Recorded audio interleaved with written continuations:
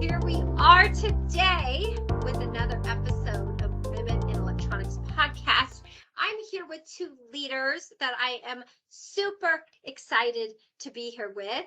And it's taken a long time to get this on calendar, but such good timing with some recent advancements going on. So with that, though, I am going to turn it over to each of you, Kate and Jesse, to introduce yourselves and what you're doing at RS, who you are as a leader, and I'll just start with you, Kate.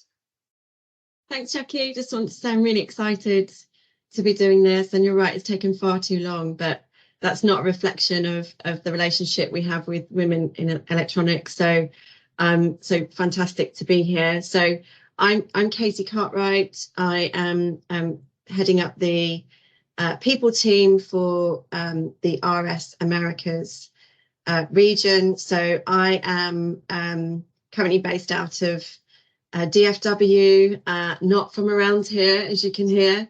So originally was based out of the UK, and that's where I'm from originally, but absolutely loving being over in Texas. Well, thank you for that introduction. And, those of you who are listening, you may or may not be able to see on camera, but you look fabulous. Your skin looks great. We've got to get some tips from you later. Looks awesome. So thank you for joining us and being here. And then I'll turn it over to you, Jesse. Yes, hi everyone. I'm Jessie Durian, Vice President of Marketing for RS in the Americas, and I've been with RS for about 3 years, although we were Allied Electronics when I joined. I am from Texas, yeehaw, born and raised, went to TCU, got a degree in marketing there, and had some opportunity outside of this industry to learn more about digital performance marketing and get exposed to a number of organizations therein. Interestingly, I am new to the industry by way of joining Allied 3 years ago. So it's been a fascinating and interesting experience to get more ingrained in what this industry is all about. And I personally have been really thrilled with organizations such as Women in Electronics to help ensure that women are elevated and inspired in this industry and outside. So thrilled to be here today, Jackie. Thanks for taking time. Well, I'm thrilled to meet you finally. So that's one of the benefits I receive as doing this podcast, is I get to talk to leaders like yourselves. And I have to say, to preface going into this conversation, it's really important for other people, women and diverse talent in particular, who are listening, because they don't always get to see themselves in a leader. So they get to hear from you, hear from your perspectives, and it's very motivating. So thank you for being here and offering that to me and to others listening. Really incredible. So thank you for that.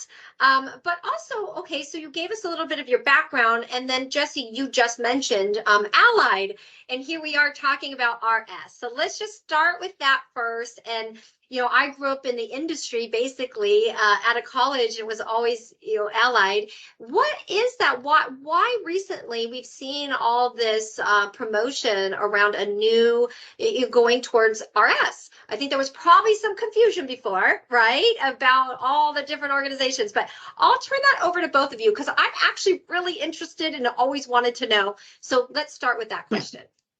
Sure. So I'll take that first, Jackie. So I think, first of all, just to explain to those that maybe don't know the backgrounds, actually Allied has been part of the RS group for over 20 years. It was an acquisition that RS, formerly known as Electrocomponents Group PLC. It was an acquisition that was made 20 plus years ago. So the trading name has been Allied in the Americas, and that's been our brand name that we've gone to market with. But the connection and the relationship between the company has been there for a long time. So nothing's changed in terms of what we do. We're still providing our customers with product solutions, customer support, really trying to leverage where we can support from a technical perspective too. And I think from wearing my people hat, I think to your point, it's actually making our lives much more simple to explain. Who is RS? How do we fit in from an employee perspective? Who am I joining? How does it all fit together? And I think the rebrand, we are now, one brand. That really helps us to be able to articulate that to our people, to our customers, to our suppliers much more succinctly, which is great. Thank you for explaining. Do you have anything to add, Jessie? Yeah, I mean, I think Kate covered it as it relates to the disparity that we had in our brand architecture in comparison to who we really were, which is an end-to-end provider of industrial service and solutions. And so the ability for us to bring that all together, not only does it unlock that from a customer perspective, it also helps our suppliers have, more of a direct opportunity to serve the end customer through the amount of brands that we have and the amount of offering that we can provide. And I think most excitingly for me in the immediate future is around unifying the people, feeling as though we are all working for the same organization. And I think what that does for us as we think about our roles as leaders and how we sponsor individuals, particularly women in an organization, when you have a view of what a global set of opportunities can offer you, there is just a significant, I think, eye-opening experience that you can have where we can say, it's not just about Kate moving over from the UK to support here. This is everybody in our organization having that global foot in the door to experience and opportunities and to have career development holistically. So it's a great time to be part of RS Group, in my view. I think growth is certainly on the horizon, and the organization continues to invest in how we do that and bring that to life for our people. That is a really good description. You touched on a little bit what you do in industrial solutions. Let's just expand on that just briefly, because some people listening might know RS through having done business with Allied for so many years, right? But we do have a lot of young professionals who end up listening to our podcast. And I have to say, shout out to those people. It's really the first couple of years learning this industry is really complicated, right? Yeah. So if you can keep those people in mind, how can you describe to them what is it that you do in the industry? How do you fit in the channel? What is it you're offering that they can understand what RS does? Share kind of from the customer perspective, we provide end-to-end solutions across the design, build, and maintain life cycle of the end industrial customer. So what that means is globally, we provide a wide range of product solutions that can support in, again, designing, building, and maintaining industrial equipment and operations. And we provide service solutions that help enhance that help ensure that we are maximizing efficiency, that we are providing value where a customer may need it, such as helping them design a prototype or managing their inventory holistically or outsourcing their indirect procurement completely. So it's kind of that end-to-end solution for that end industrial customer that we are presenting to the market. Really good description. Kate, what do you have to say? Just a quick build. I would also say we're a people business, that we hear time and time again from our customers that actually it's our people that make the difference. And that's why they come back to us, because of the relationships that they have, not only with our sales force, but, how we deliver against our commitments to them across all of our business. So it's, we are, I think to your point around the next generation, we provide an opportunity for people to join an organization where, it is really about who you are and what you bring, as opposed to what we do. And I think we're really trying to articulate that in how we tell our story, particularly to people that don't really know us as an organization, and maybe don't know the distribution sector. So this is really a great description of what you do, because Jesse, you just touched on, the tangibles. What is it that you're offering the industry? What is the product? What are the solutions? And then Kate, you're touching on, the people side of it, because you really want to work with people you like. I mean, we all know that. So you're providing a workplace environment that enables your customer base to even experience all of that. So that is really critical and important. And thank you for saying that. So we'll get into that. Okay, so that leads me to my next question. So what are the benefits to your customers, though? So you've had this transition. We talked about a little bit. Maybe some of it is simplification, right? It's just understanding how this conglomerate of companies, comes together. And really now it's just under this RS label. Everybody's still doing what they did, have all the products and services. But from a customer standpoint, what's that benefit? Is it the simplification, or is there anything else? I think the core, you've hit on the core of it there, Jackie. It's a simplification and understanding the breadth of what we can offer to our end customers, everything from our own brand, RS Pro label, again, all the way up to our potential outsourcing of indirect procurement and service solutions, et cetera. Of course, with a group portfolio at the level that we're at, the ability to have the buying leverage that we have across the group is certainly a benefit that gets passed along to the customers. So this would be the core that I would say. Still pretty much, if I'm just going to touch on this before we move on, because I want to ask you so many questions, but I'm so interested because I was actually in the channel for so many years. And to tell you the truth, I can't tell you how many times I asked people, how does Allied and what is RS and what is, so I'm so happy you're doing this. I'm, that it's a lot more simple now. But really, so to sum that all up, RS is doing everything Allied did before. Like, this is all the same company, just moving forward and doing things just even what you did and enhancing it. Is that accurate? Yeah, we're absolutely building on the foundation. I think what Allied was able to build in this market specifically was strong relationships with customers that see us as partners, and that continues to be the case. Our business model for how we serve customers is remaining the same. Absolutely. So then we build on the bolt-on capabilities that the group has then invested in, that again simplifies that offer and also offers new and different solutions to those existing customers under a single banner that can ultimately make their day-to-day operations and facility maintenance easier. Yes. Kate, anything to add to that? So I think from an employee perspective, I mentioned earlier about really being able to articulate who we are as an organization in a much more simple way. I think that's important, because that's the relationship that you have on a day-to-day basis with your employer and the culture and the values and behaviors that you're kind of signing up to. I think we are no doubt able to leverage much more scale.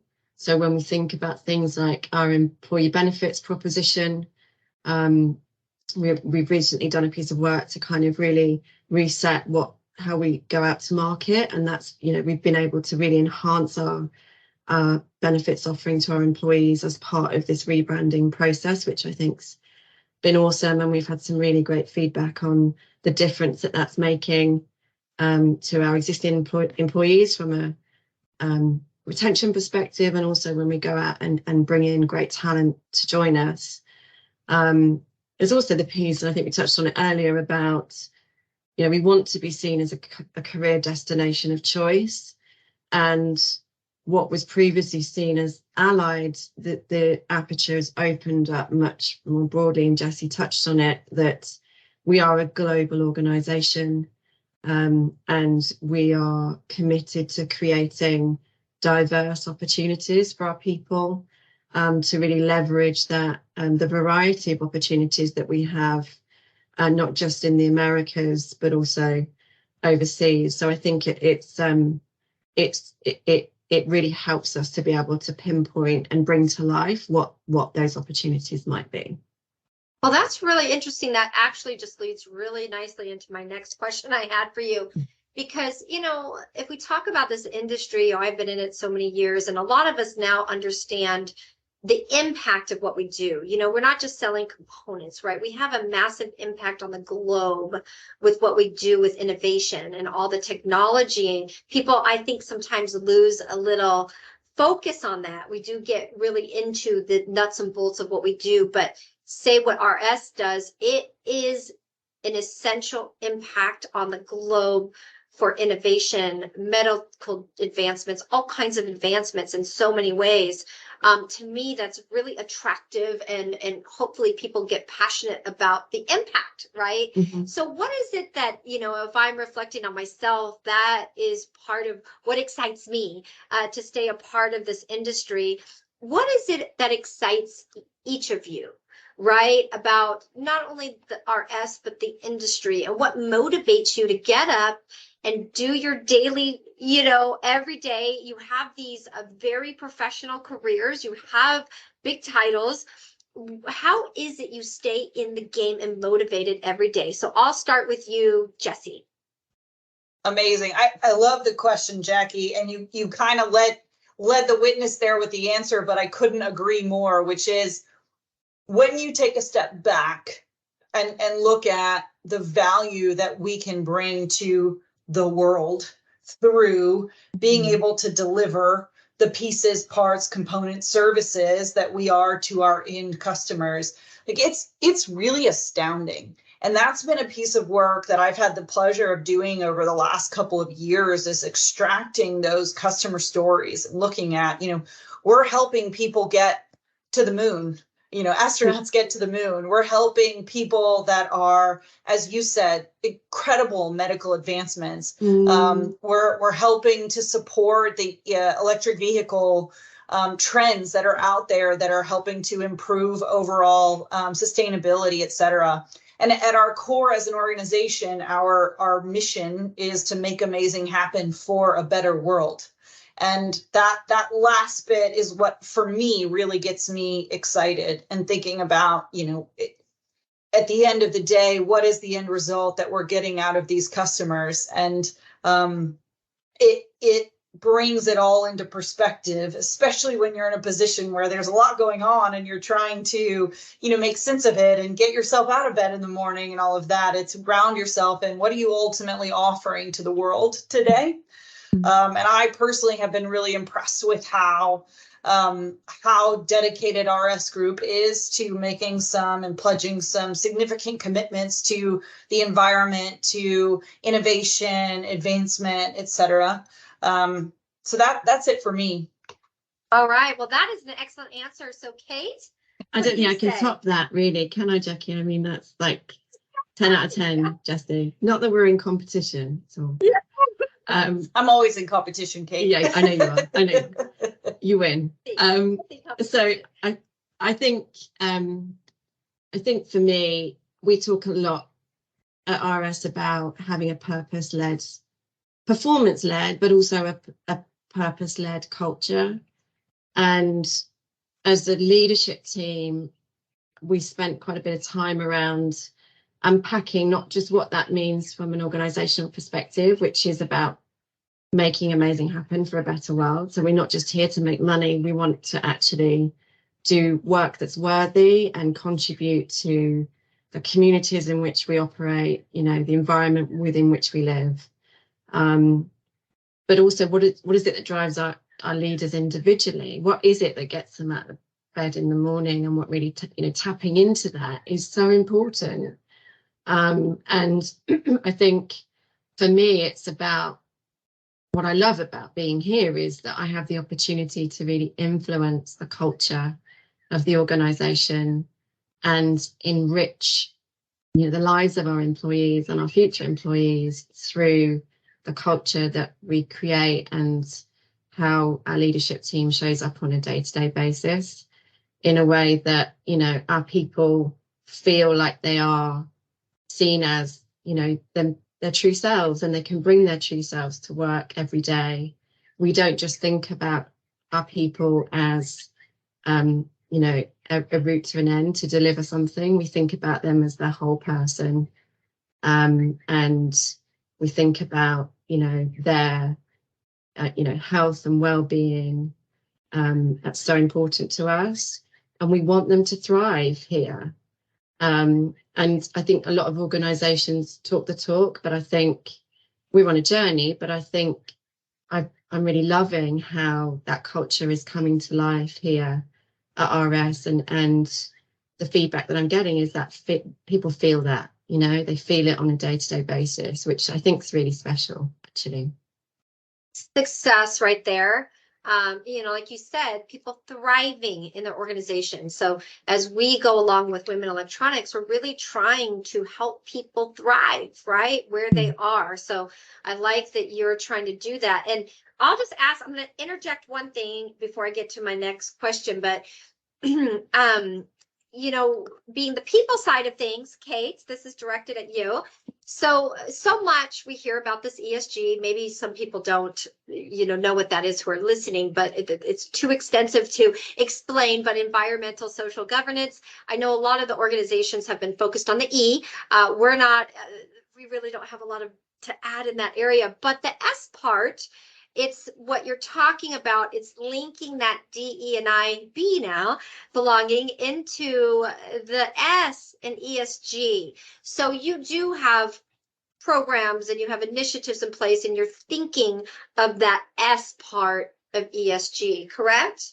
We are, absolutely. Yeah. And actually, I would say we're placing equal emphasis on the environmental factors as we are placing on things like both social impact, as well as how we embrace and promote diversity in the broadest sense in our business. And we have some specific initiatives underway, of which, this partnership with you and with Women in Electronics is a big part of that. So let me just say a bit more about what that actually means. So we recognise, and it's not new news, we recognise that our industry doesn't have the best track record of having, female representation around the top table, and even levels below that. So we know we need to be really intentional about how we create that diversity, because that's where we see the unlock for us in true high performance. So we know we want the best talent, but equally diversity is the route to the best ideas, the most cohesive teams, the best innovation, and therefore performance. So we are explicitly looking at how we promote our female leaders, and also from an ethnic diversity perspective, that's also equally as important to us. We have got early careers programs that are absolutely paying attention to, who's in the room. Is it representative of where we want to be, and making sure that those doors are being opened. And also from a succession planning perspective, that we have diverse talent pools, ready to step up and on, so that we can have a team that when our people look up, they see others in their vision, they see themselves represented. And that's super important to us. It won't happen overnight, although having said that, I'm delighted to say that we, as a leadership team for the region, we walk the talk. We show that we are a diverse team. We have 3 women leaders, awesome leaders, of which I'm one. But awesome leaders on, around that table, as well as some real ethnic diversity in the mix too. So we are, we're showing that we mean it through our actions, not just our words, really. That is very refreshing. Sorry, Jackie, we'll just say that I also want to talk about how we go to market, because, diversity, it's not just about how we think about developing people or promoting people. It's also about how we bring that breadth of diversity through the door when we're recruiting. And our hiring practice is very, very intentional about how we reach those broader audiences, and, using, for example, a job board like In Her Sight, which is specifically targeting future female leaders, We've also been working with the Mom Project, which is, again, targeting women who maybe have stepped out of industry that want to come back, or are, women who are trying to find the right environment, the right organization that recognizes the challenges that women often face into in terms of managing, spinning those plates from a work and home life, balance perspective. So we're really tuning into make sure that we are, being noticed by those audiences as we go out to recruit. That's really amazing because the customers care about that. So the one thing I think we find just from where we sit in the industry, working with so many organizations, a lot of times organizations don't understand that what you just described. End users feel that, they experience that, they want the diversity at that level. So everything you're talking about, it's not only good for just humanity, right? But it's good for business. It's good for business and attractful for business as well. So we'll get into, gosh, these things go so fast. Like I promised, like, okay, we're just going to talk, maybe a half hour, but it just goes so fast. And I wish we had more time. But what I will say is maybe we'll just end with this since we're talking about women in electronics. This partnership that we have moving forward, your mission aligns with our values, and that's why we're aligned and that's why we're partnering. But really, what is the concrete, tangible part of it that you feel has been beneficial to you in supporting an organization like Women Electronics? I'll start with you, Jessie. Yeah, absolutely. So Jackie, you mentioned it, the alignment of our collective vision is certainly there. We are passionate about diversity, equity, inclusion, and belonging. So we certainly see strong alignment in how we can partner together, and particularly in an industry, as Kate mentioned, that has historically been, I'll say, slower to get to levels of equity. We have had the opportunity in the past for individual members of our team, even a woman on my team has been a member individually of Women in Electronics, has had amazing things to say about the content of, for example, your leadership conference that you do annually, and gotten some great opportunities and networking from it. And this year we did decide to formalize that partnership. And that was about spreading the impact, because my view is knowledge, access to information, training, skills development is an imperative to continue to support women in the workplace. And I think tailoring it to our industry specifically is just helpful for our team to see and feel and to connect with other women that are on the same path. So, hats off to you, Jackie, for starting this organization, because I think, it gets me excited when I read things like your About Us page on your site, because we have got to have people that are pushing the issue so that things can really change. This year, as a silver sponsor, we have multiple people that are getting more access to what you have to offer. We will, of course, be attending the conference this year, and we just look for inspiration, strength, and empowerment through that community that we can build together, because we're all on that journey together. And we as RS, we certainly want to be leaders in the industry, and we need strong partners like you, Jackie, who are pushing the issue and are driving for that change.